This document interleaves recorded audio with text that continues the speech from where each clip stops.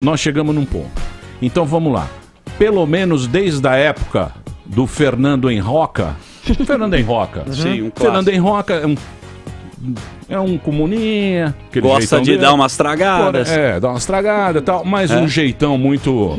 Um jeitão muito, sei lá, muito... Bom, sociólogo. Os caras do PSDB parece que eles são mais inteligentes que a gente. Ou eles gostam de intelectual. Um intelectual. Ele foi um intelectual, ele jogou pra canhota, os progressistas, tal, não sei o que. Aí veio o Barba ficou lá, saiu, todo mundo fez aquela festa pro Barba, veio a Dilma, os progressistas, as minorias e não sei o que, uma celebração, tal. O que você acha que aconteceu? Por que chegou nesse ponto?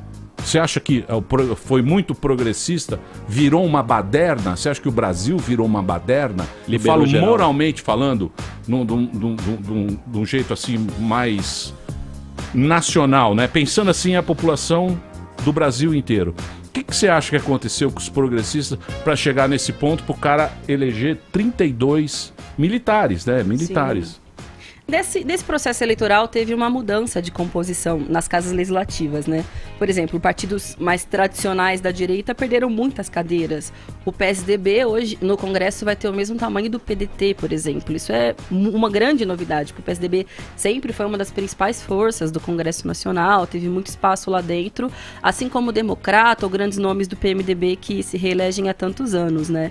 E nessa mudança de cadeiras, acho que o principal partido que conseguiu aglutinar esses votos da direita tradicional foi o PSL. Dentro do PSL tem vários candidatos e agora eleitos que são militares e afins. Por outro lado, ainda que exista essa indignação generalizada e principalmente com o próprio Partido dos Trabalhadores, como você estava colocando, o PT manteve a maior bancada do Congresso Nacional.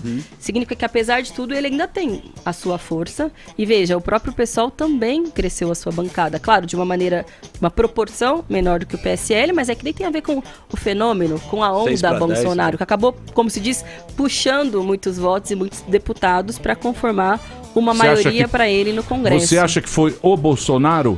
Eu acho que ou foi. Ou você acha que isso é um sentimento do povo? De ter uma figura bolsonariana comandando o Brasil, porque ele acha que o Brasil está muito zoneado. Que zonearam demais, que virou uma coisa sem sem um rumo.